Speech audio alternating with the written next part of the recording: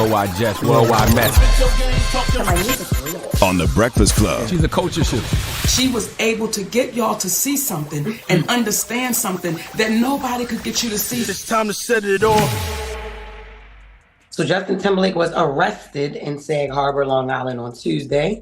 We got the report. Police say Justin Timberlake blew a stop sign and he couldn't stay in his lane. And when asked to take a breathalyzer test, he refused 3 times. He told police, "I had 1 martini and I followed my friends home." But according to court documents, he had bloodshot and glassy eyes, smelled like alcohol, and performed poorly on all field sobriety tests. Surveillance video shows Timberlake behind the wheel of his gray BMW right before he was pulled over. Police say he ran a stop sign at Madison Street and Germain Avenue, and he couldn't stay in his lane. He pleaded not guilty and was ordered to appear in court on July 26. His attorney, of course, said, "I look forward to vigorously defending Mr. Timberlake on these allegations. I will have a lot to say at the appropriate time, but I am currently awaiting full discovery from what the district attorney's office says." Some celebrities showed up to show their support to Justin Timberlake, one being Gail, Kane. And while they covered the story on the CBS mornings, Gail came to his defense. Justin Timberlake is a really, really great guy. Listen, this is clearly a mistake. I bet nobody knows it more than he. A stupid mistake. Exactly, and he knows that. But he's not an irresponsible person. He's not reckless. He's not careless. Clearly, this is not a good thing. He knows that. I love when they stopped Billy Joel, and Billy Joel said, you know, wait, not everybody judged at this particular time. But listen, driving drunk, there's never any excuse for that, ever. Yeah, ever. And it's alleged, right? But you just made one, Gail. At this point. It's alleged, but based on what the officer saw there, it's not good. Gail said there's never an excuse for driving drunk, but she just gave one. I mean, driving drunk is irresponsible. Driving drunk is reckless. Driving drunk is careless. It doesn't mean you're an irresponsible, reckless, careless person, but you definitely did an irresponsible, reckless, careless thing. And luckily, nobody was hurt in that situation. Now, what I need is video of the field sobriety test. That's what I would like to see. I would like to see if Justin Timberlake started dancing. I was ready to say, I know he probably started dancing. Because if he started dancing, you got to take him to jail. Why? Yeah. Because he's drunk. You clearly drunk, Justin. You clearly drunk. We asked you to do a field sobriety test. We asked you to walk a straight line. You started crumping. Now you got to come with us. Yeah, and it doesn't matter who you are, the status you hold, what color you are. It doesn't matter. Driving drunk is very dangerous. Very dangerous, because when you're driving drunk, you don't care about you. You have no regard for yourself, and more importantly, you have no regard for anybody else. On the road. So I mean, he got to deal with the consequences of that action. That's just simply that. Like he's not above. Nobody's above the law, especially when it comes to drinking and driving. Yeah. Well, in more law, Remy Ma's son charged with first-degree murder. It's being reported that Remy Ma's son, his name is Jason, he is being charged with first-degree murder. We got the reports. Fox News' Lisa Evers has learned from multiple police and law enforcement sources that the son of rapper Remy Ma, 23-year-old Jason J. Scott, along with another man, have each been charged with first-degree murder, 2 counts of weapons possession, and reckless endangerment. The charges are in connection with the June 7, 2021 murder of 47-year-old Darius Gullibo in Queens. Investigators are looking into the possibility if that was a murder for hire. But an arraignment is expected later today in Queens County Courthouse. We're going to have much more on this breaking story coming up. Damn. So that arraignment that Lisa Evers mentioned took place yesterday, actually.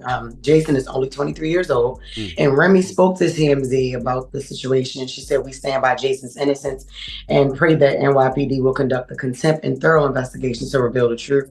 And she also said, as his mother, I want to address this situation personally, but have been strongly advised by his legal counsel not to say anything, as most people in similar situations do, because it's an active case. Of course. Yeah. That's right. Very sad regardless. I mean, this happened in 2021. So that was, 3 years ago? Yep. So the fact that they just getting the information now is crazy. But anyway, got to see what happens. Yeah. Ryan Garcia news. So he recently sat down and did an episode of Shoppers for Sneakers. So while they were in the sneaker store, they stopped in front of Jordan's sneaker display, and Ryan shared his thoughts on Michael Jordan. Nah, Jordan ain't do for the people. Jordan made some shoes. No, come on. 6 rings. I don't give a fuck about no 6 rings. I care about what you did outside the court. Okay. Anybody can do this. Athlete though. I said I could do that too. I can pull up on a J, step back. What you do outside of the court, bro? He said Jordan ain't do nothing for the people. How does he know that? Right. Like there's a lot of charitable things Michael Jordan has done. Like where's he getting that from? Like that narrative that Jordan don't do. There is a narrative that Jordan doesn't do anything for the people, but that's not true. Just do a quick Google search and you can see a lot of different things that Michael Jordan has done. Yeah, he does. He gives back to the Boys and Girls Club. He does the college fund where he helps kids go to colleges, not just HBCUs, both colleges. He does things for the Special Olympics. He does a lot to support children and families and organizations. I know that for a fact. So all you got to do is Google Michael Jordan charity donations. He donated $10 million to the Make-A-Wish Foundation last year. Food banks in Chicago it was and the largest individual contribution in the charity's history.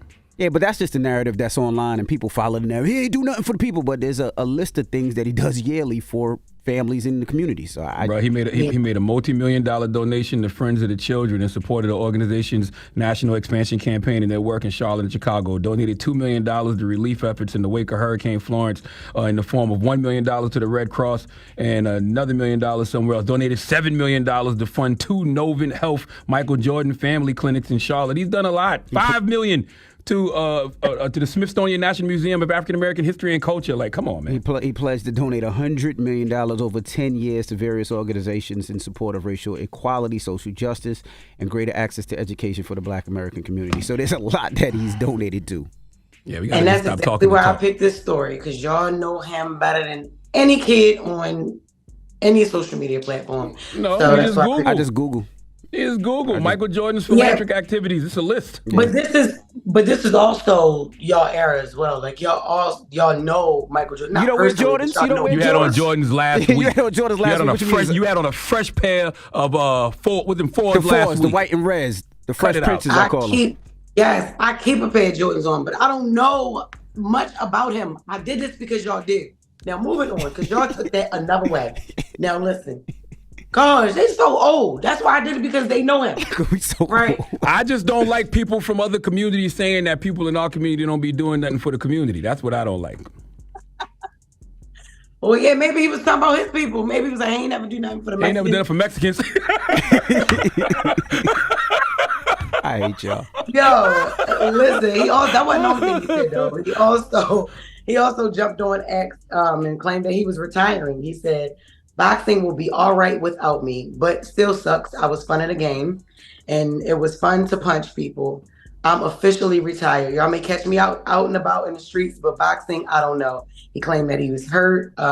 He may do acting or singing, he said. Those are some of his other great hobbies. He said he'll still be training, but he's hurt and he's done with it. And everyone, the sad part is I'm a great boxer and I entertain and knock people out. I'm sad because because I love boxing, but I'm praying for everyone and I hope that everyone has a great life. Okay. All right. I don't believe it, but all right. But he probably feel that way because they're saying that he might be suspended for 2 years for failing the drug test. Mm. Yeah. Ryan is all over the place though, yo. Yeah, he is. So it's, just pray for him, yo. If Michael Jordan can do anything, just pray for Ryan, Michael. Yo, stop it, yo. Just please. That's what you can do for this Mexican. Just pray for him. So you say you did something. All right. Well, thank you, Jess with the Mess. No problem. Charlamagne, who are you giving your donkey to? You know who I want to talk to this morning? Yesterday Swiss and Tim announced that they were doing a deal with X for Versus. I want to talk to all of the people who I saw upset about said deal. We'll discuss 4 after the hour. All right. And then don't forget, Jess Fix My Messes right after that. So if you're having problems, relationship issues, or any type of issue, you can call Jess right now. She'll help you out with your problems. 800-585-1051. It's The Breakfast Club. Good morning. Wake that ass up early in the morning. The Breakfast Club.